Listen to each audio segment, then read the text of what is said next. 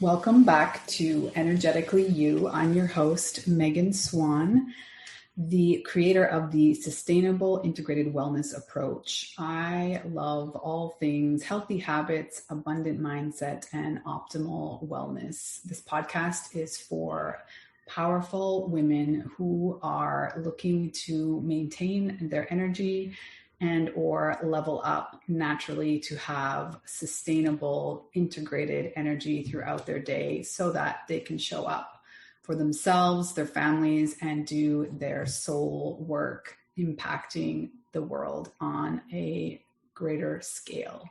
Today, I have the honor of interviewing a gentleman whose name is Christian de la Huerta. He has 30 years of experience in He is a sought-after spiritual teacher, personal transformational coach, and a leading voice in the breathwork community. That is mostly what I'm so curious to talk to him about. He has traveled the world offering inspiring and transformational retreats, combining psychological and spiritual teachings with lasting and life-changing effects. An award-winning, critically acclaimed author, he has spoken at numerous universities and conferences and on the TEDx stage. His new book, Awakening the Soul of Power, was described by multiple Grammy Award-winning Gloria Estefan as a balm for the soul of anyone searching for truth and answers to life's difficult questions. A balm for the soul. I love that. You can check out all his information in the show notes, and we will dive right in.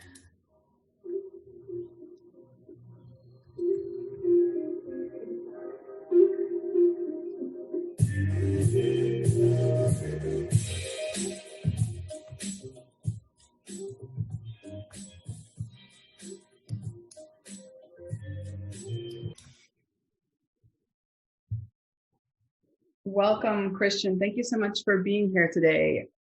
I am honored. You have such an extensive wealth of experience and knowledge. I'm curious. I've read a lot of in your bio and your website in terms of the pivot you recently made this year. But I know you have decades of experience doing retreats and sort of in-person coaching type workshops. You want to tell us your experience with COVID and your recent pivot?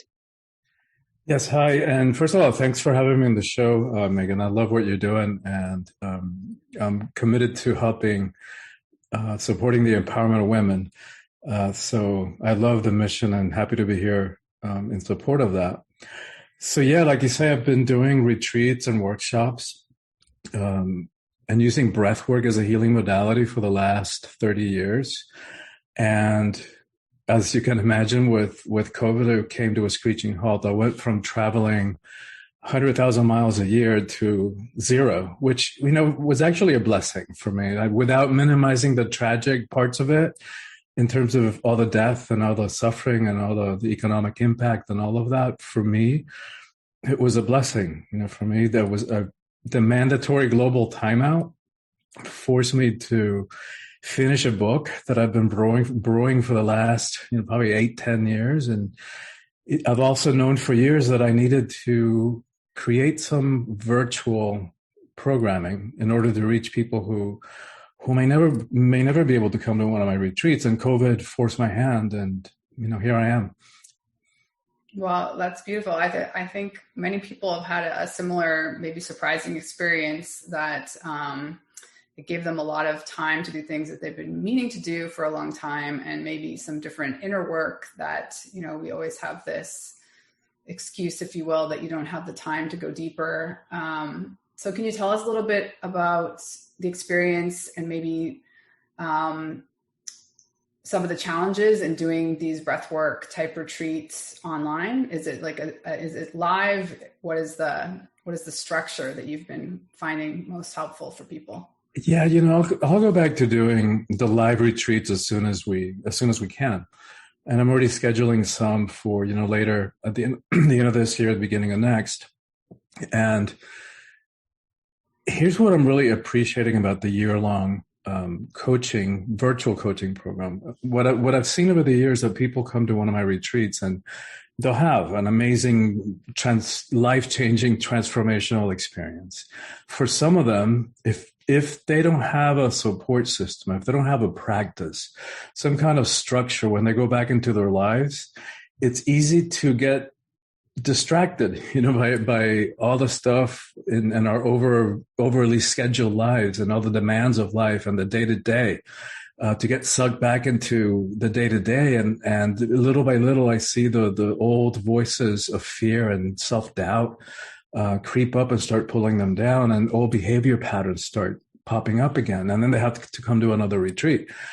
What I love about this concept is that I get to spread out the teachings over the course of a year, and so deliver just bite-sized pieces, a little bit each week, a little bit of content each week, and this is what's key, though.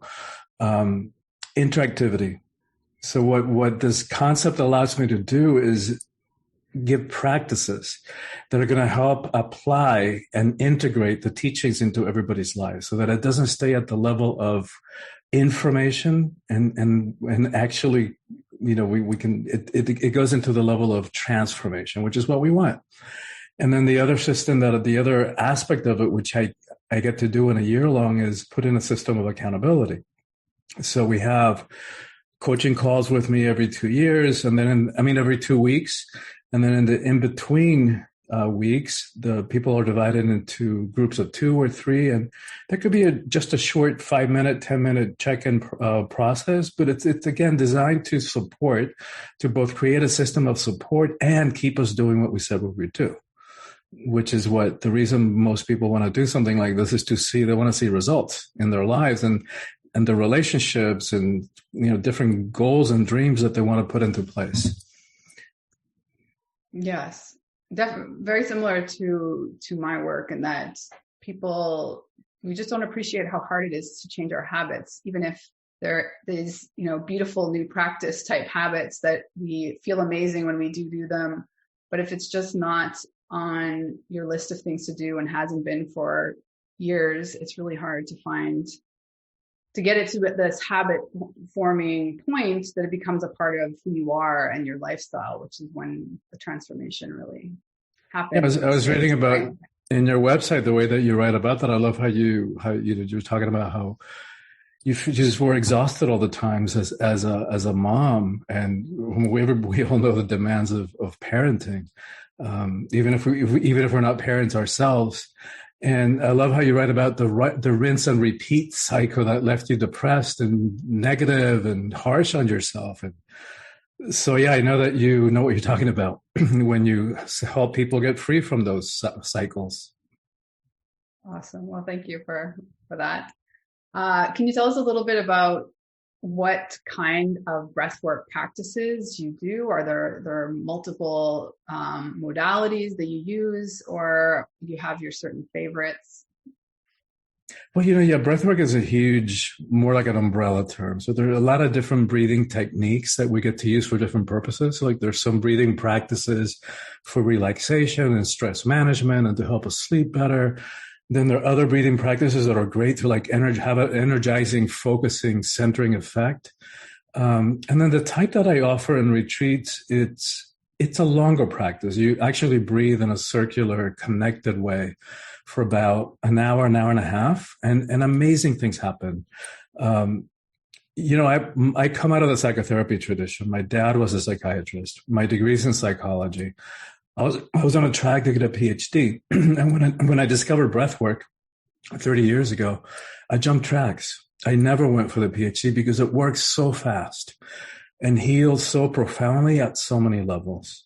And to the more scientific part of my mind, the more rational part of my skeptical mind, I know that sounds too good to be true, because on top of all the healing that it happens, it can provide some amazing experiences of connectedness and oneness and just feeling part of everything, of no mind, of profound states of bliss and just knowing.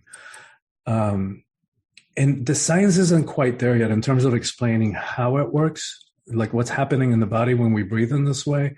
like they haven't done the research that they've done for meditation yet. There's so much evidence on the physical and the emotional and even productivity benefits of meditation. Breathwork isn't quite there yet, but here's the way that I understand it is more from a psycho-spiritual perspective. And so when we think about the fact that in most spiritual traditions and in many secular languages or some secular languages, one word, the same word, can mean spirit or breath. And so the breath is, it's our most loyal, our most faithful companion on this journey of embodiment. And so many of the sacred texts talk about breath, the breath of life. And so it's from that perspective that I begin to understand how it works, because it's so powerful that it really hard for the mind to wrap itself around, but I can't argue with the result. It's like I've witnessed and experienced such profound healing and changes that sometimes the only word that I can think of to explain how it works is just a miracle. Or magic. I love how you, I'm a yogi and I have that context, pranayama, right. and I do use to some extent breath work, but from what you're talking about, I think it's quite juvenile, my understanding of it. I've never done anything that's an hour plus. So I'd be so curious to try, because I am convinced that it must be powerful, because you can, in 2 minutes, you can change someone's state of being. So I can imagine after such extended periods. Can you tell us? Seriously, it's like, with some of the pranayam practices are really powerful. You're right. After a couple of minutes, you can have an incredible different effect in your body. And so imagine doing it for like an hour and a half. And the results, I can tell you so many stories, but I've worked with people who, I don't know anything more effective in terms of healing past trauma. And I'm talking people who I've worked with who've experienced sexual abuse and rape and survived violent crimes, and it gets healed. And I don't know anything more effective in terms of clearing suppressed emotions, and that are in the way of our relationships, because we've been conditioned to think that emotions are weakness, right? Whereas emotions, especially men, little boys don't cry, which is a twisted, way of approaching this whole thing about the feminine being weakness. Because if you want to talk power and strength, let's talk about the power of creation that resides in a female body. That's power of life. What is more powerful than that? And yet, because somewhere along the way we got this twisted perception of what it means to be a man, and what it means to be strong, that the emotions are weakness. Well, the emotions are not strength, they're not weakness, they're not good, they're not bad, they're just energy. What used to be spiritual teaching that everything is energy, now we know from quantum physics that it's true. Everything is energy, including the body, including the emotions. We know from physics, energy cannot be destroyed. So just because we don't allow ourselves to feel something, for all the reasons that we run away from our emotions, and numb out to what we're feeling, that stuff doesn't go away. We suppress it, but it stays in there.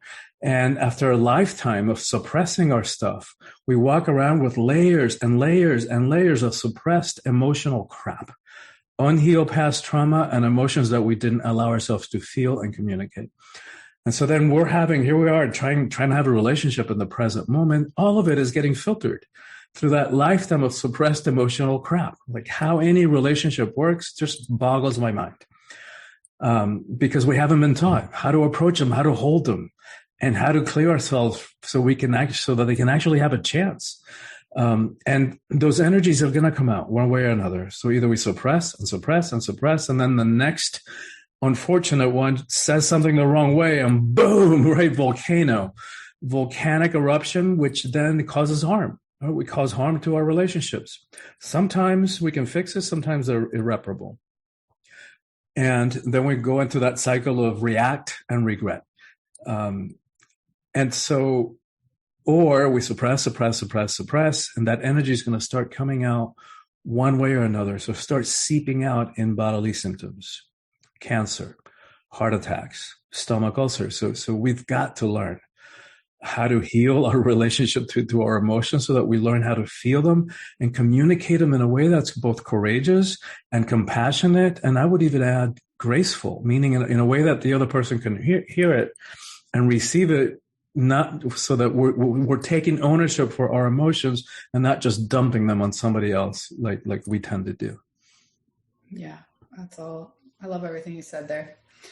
Can you share us a little bit about your journey coming to the US and what helped you kind of shift the tide when you were younger? And was it just finding breathwork at that stage? That's a good question. Breathwork definitely played a role in my process of healing and stepping into my power and my purpose. I'm a kind of an unlikely person to be writing about personal power. I grew up in Cuba in a communist regime for the first 10 years of my life. And, I'm sure most of your listeners know that in a totalitarian dictatorial regime, the discussion of personal power is kind of ludicrous. The state pretty much owns you and tells you what to do. And there's very few personal freedoms and liberties like so many that we take for granted here. I was also raised in a very Catholic environment, and with all the respect, to all religious paths, that was very also power over structure, with certain intermediaries, and you were told what's right and what's wrong and what to believe and what's true and what's not. So when I came over to the States, didn't speak a word of English. And one thing for which I'm really grateful of having been raised in a communist country is that we had a TV, but there was nothing worth watching. There was programming was really bad. So we grew up playing outside and creating our own games and having adventures and reading. So I developed a lifelong love affair with books. And I think that's one of the reasons why I did well in school when we came over. I was naturally a good student. But here's, I was actually had a 4.0, had a 4.0 in high school, except for 1B. And I didn't do this intentionally then, but looking back on it, I know that I sabotaged my GPA because back then there is no way that I could have gotten in front of a room of an auditorium filled with hundreds and hundreds of people and delivered the valedictorian speech. There's no way that I could have done that. So I know that I sabotaged that. And the point of my telling this story is that these days, I'm a public speaker. I'm a professional speaker. I speak all over the world. I've spoken on countless universities and the TEDx stage, so that I know, and this is part of what I write about, is how we break free from all these fears and old behavior patterns and limitations, and why it's so important to be willing to dive into ourselves and understand why we do the things we do, so that we can break free and bring choice back into our life, rather than just reacting from, like I was talking about before, stuff that happened to us when we were 5 or 10 or 15, and we're still living out of those choices that we made at a point in our lives we didn't know any better. So it's also the reason why this book is, it's part of a series of 3, and what it means to live heroically. Because to coast through life, anybody can do that. To numb out on our emotions in all the ways that we do, whether it's drugs or alcohol or shopping or TV or gaming or sex, all the things that we do to run away from ourselves and not feel our feelings. It's like anybody can do that. To be willing to pause and to dive inside and to try to figure out our patterns of behavior and why we do the things we do and why we attract and create certain type of people and create certain type of situations into our lives. It's nothing short of heroic. It takes work, and it's so worthwhile, because as we do that, we have freedom. We discover freedom. Yeah. I love that quote you have on your website. And the day that came when the risk it took to remain tight inside the bud was more painful than the risk to bloom or to blossom. I think that's but at the same time, like, most people are just afraid of doing the work, I think. I think you're right. And I do love that quote from Anais Nin, who was part Cuban, by the way. She was part Cuban, part French, part American. And that's what it takes for so many of us, that we sometimes the comfort of life keeps us stuck in relationships or situations or jobs that aren't really fulfilling. And maybe they're comfortable, but maybe at some point, maybe at some level, that comfort turns into like soul devouring mediocrity, because at some level we're selling out on ourselves and we're not doing what we came here to do. So we sell out for an illusion of security. That's what we give our power away. And that's why I write about in this book, about all the ways in which we give our power away, power that is inherent to us. It's inside each one of us. Nobody can give that to us, and nobody can take it away. We are the only ones who can give it away. And the sad part is that we sell out on that power. We play small on our potential for an illusion of security, for a false sense of acceptance, and for morsels, crumbs of pseudo love. Yeah, I think like I've read, I can't remember where now, but I think it's true that one of the most difficult things for humans, or one of the greatest fears that we share, is of the unknown. Hence why COVID was so stressful for most people, because it was this like no clear light at the end of the tunnel scenario for an extended period of time.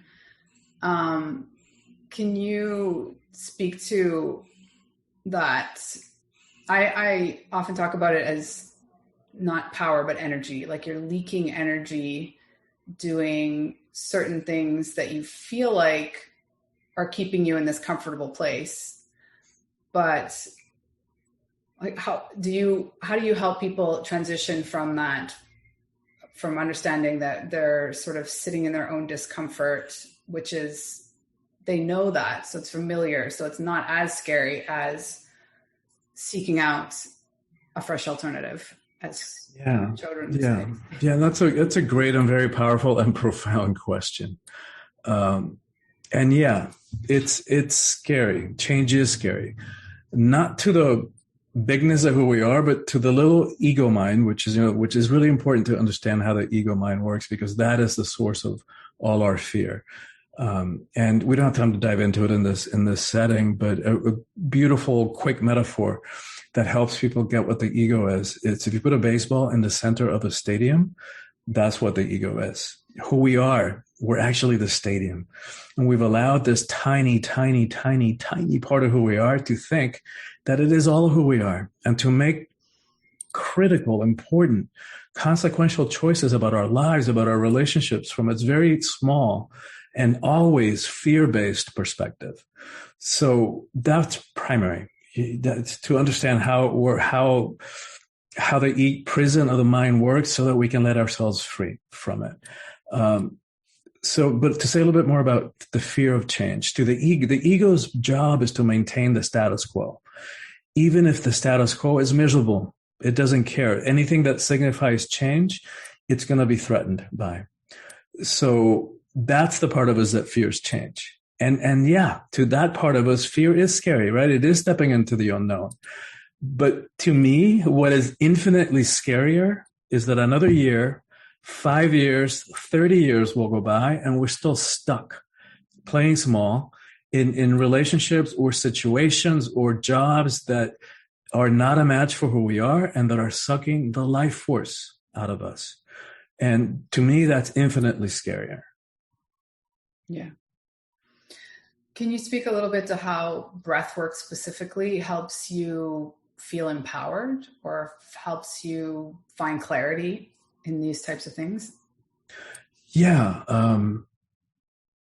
Well, I think one way that the breathwork, the longer sessions that I'm talking about, one of the benefits of it is that it pops us out of that baseball consciousness.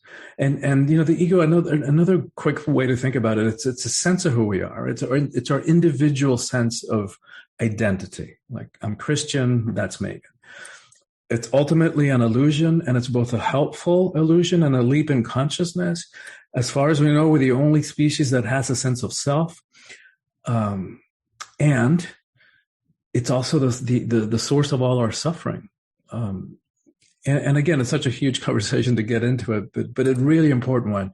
So I really recommend to your audience that they spend some time trying to understand the ego, because there's the key to all our problems. All the answers to all our questions are derived from understanding how that works.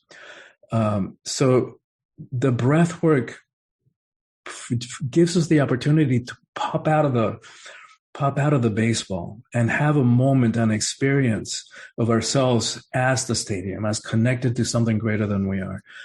Often I'll hear from people, who'll tell me, I've been sitting on a meditation cushion for 20 years, 30 years even, to have that moment of no mind that I experience in breathwork. So it gives us a taste of it. It doesn't replace the benefits of a regular meditation practice. There's a lot to be said for that. But it kind of gives us a taste of it, gives us an experience of these moments that, of sense of freedom, of expansion, of connection, of realizing like the majesty and the hugeness of who we are. And such a simple, there are other ways to do that. Like, I also hear from a lot of people who tell me, oh yeah, I got to the same place that I did on a sacred medicine journey. So there are definitely other ways to experience, to experience that. This is just real simple, and it's just you and your breath. And so when someone's gone through a training with you or a retreat, the idea is that they take away the technique and then they continue practicing on their own? Or is there some need for it to be the presence of a coach? It's recommended that, because it's so powerful and very cathartic, and people will sometimes, have really profound experiences. And in healing our past traumas, sometimes we remember them, and it can be very vivid. It's very worth it, right? It's not just thinking about it one more time, or just rehashing the past one more time. It's actually clearing that trauma at a body level, at a cellular level. And for most of us, it's safer, right? It feels safer psychologically and emotionally to do that in the presence of somebody else, somebody who's trained. So I would say probably ideal to do the first 5, the first 10 sessions with somebody who's trained, who can facilitate the experience, who can hold space, who can, take care of us, so that ego mind, that's also the one that's been suppressing all this stuff, can feel safe enough to release the stuff that needs to come up for remembering or for clearing. Yeah. People who train with me to do breath work, they have a lot of different requisites to complete their training. 9 out of 10, what they resist is the self-guided sessions, which, I definitely, after a certain after a certain point, you can be taught how to do it yourself. It's your breath. So definitely, but there's some important things to know about how to hold the space, when to do it, how often. So many questions, so many aspects of it that are important to know. And I think the reason that people resist doing it one-on-one, to do it on their own, my people who train with me, is because it's just you and your breath, right? And for many of us, that's scary because we don't know what's going to come up, what's going to be triggered. Right. Makes a lot of sense. Yeah. So tell me about, you mentioned that this is a trilogy. So you already have the visualization of 2 other books that just haven't been written yet. And yes. So tell us about your process and the fact that you've been thinking about it for a decade. Well, it started out as a book, as one book, but I started getting too long. And then I realized, I think it's better to divide it into smaller books. And then I just naturally realized that I could divide it thematically according to the themes of my retreat. So it's a perfect representation of those. It also reflected on this year-long program. So the themes that I cover in the year-long coaching program are also reflected in the themes of the book.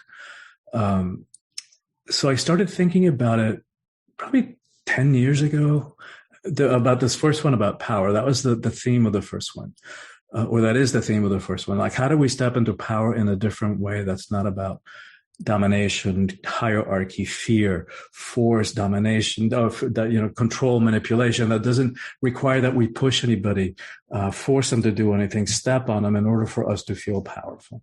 And this connects to women. The women in your audience will understand this.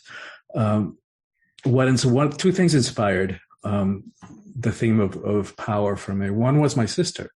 My older sister. I'm the second oldest of 9. And it's a very Catholic family. And all within 12 years, no twins. I don't even know how my parents did that. It's crazy. But anyway, it was a different time, a different culture. We were all conceived in Cuba. So it was a different situation. My sister growing up was a natural born leader. Like, she would boss around not only the 9 of us, but the entire neighborhood, 15 kids, 18 kids. And it was just a natural thing. Like, she'd say, oh, let's go do that. And we would all say, yeah, okay, let's go do that. We just naturally followed her. When she hit puberty, something happened. Like, she just turned that off. And I don't know what happened yet. I don't know if somebody said something to her. I don't know. She picked it up through osmosis, the culture that women didn't behave in that way.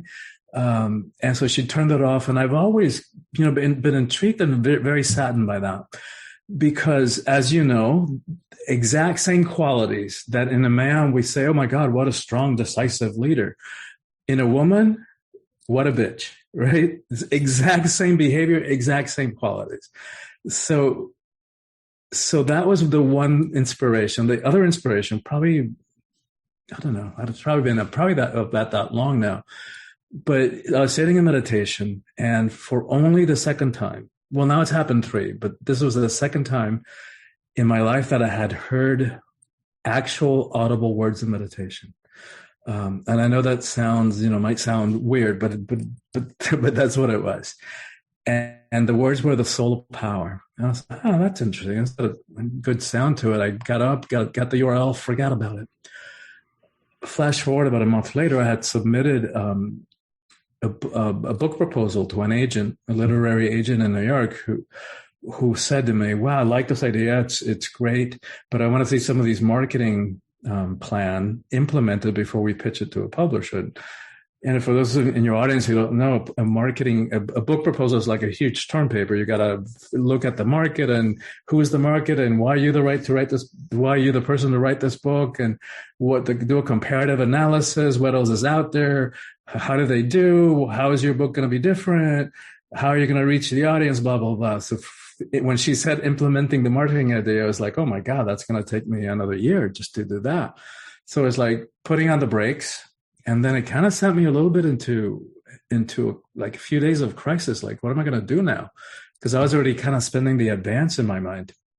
And then it hit me. It's like, wait a minute. I've been saying for years that the single most important thing that needs to happen in the world is the empowerment of women. And not to put women up on a pedestal. We know women can also abuse power and do. And it's not to give women more crap that they have to clean up and fix. It's because as a world, as a species, as a planet, we've been running very off kilter, very off balance in terms of power between the genders, and not even just between the genders, between the masculine and feminine energies. Because I know you work about you teach and write about and work with energies. And we all know we all have masculine and feminine energies, because that's what the universe is. It's both masculine and feminine. So it's also about finding that balance between each one of us, and not just between men and women. And so then, but the moment is like, oh my God, empowerment of women. Oh, but to complete the thought, when women are in 50% of power in this world, we're going to have a very different relationship to war, poverty, hunger, social justice, wealth distribution, how we treat the environment, to all of it. So when I think about strategically, what is the one thing that would then impact everything else? That's what I land on. And that's why I say that it's the single most important thing that needs to happen in the world. So it was like that solo power, women's empowerment was like one of those palms to the forehead kind of moments, like, duh, why hadn't I seen that before? So how do we step into power in a different way, right? Call it a more feminine way of that is not hierarchical, so that it's more like power with rather than power over. Because this power over kind of rape or pillage relationship to life and the world that has been running us, it's only gotten us into trouble, and we're at the point where it just doesn't work anymore. It's time for a change.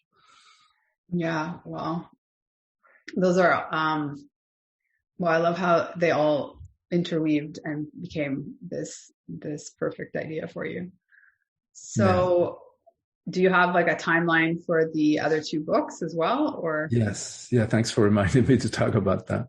I got lost in the power book. So the next book is on relationships. It's about attracting and nurturing relationships that work. And it's hard to completely divide them. Like there's definitely stuff about relationships in this first one.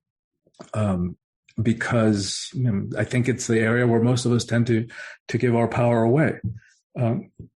The second one, it'll focus on romantic, intimate relationships, but the teachings really impact any kind of relationship.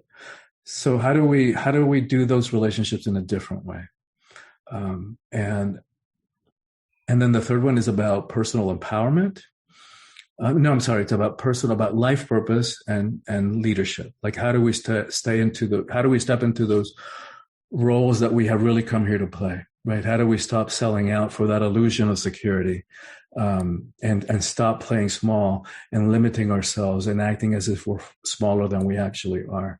And to that point, we've gotten confused, and we've been taught that to be all who we are, to like really step into our power fully, to shine our light as bright as we can, to really step into our purpose, that we have been conditioned to think that that's arrogance. Whereas the way that I see it, in these critical times of chaos and uncertainty, where you could say humanity's at a make it or break it point, what is arrogant is not to step into our power, is to play small. It's like, how dare we play small? How dare us hide our light under a bushel any longer? We just don't have time for that. So if anybody listening to this has the slightest suspicion that they have work to do as teachers, as healers, as activists or promoters for change, and to help this awakening happen in humanity, for our collective and personal healing, like this is it. This is the time that we've been waiting for. Wow, that's such a perfect place to leave this off. You want to share? I'll have everything in the show notes as well. But what's the best place for people to find you and connect with you? Thanks so much, Megan. The book is available on Amazon or at your local bookstore, right? So wherever books are sold. In terms of reaching me, probably the central way would be my website, soulfulpower.com. And from there, they can access my social media. And for people who visit my website now and they sign up to be on my email list, they'll get a sample chapter from this book. They'll get some power practices that, again, designed to apply those teachings to our lives. And they'll get a recorded meditation on trust, which my intention is to be supportive in this time of chaos and uncertainty. That's wonderful. I think I'm sign up. And I'll keep in touch because I would love to come to one of your in-person retreats at some point. Oh my God, Megan, it would be an honor. I'd love to stay in touch, and yeah, it would be an honor to have you there. And thank you for doing this podcast. I know that you're reaching a lot of women in particular. So thank you for that, and thank you for doing all that you do. Well, thank you. We'll leave it off there for today. Thanks. All right.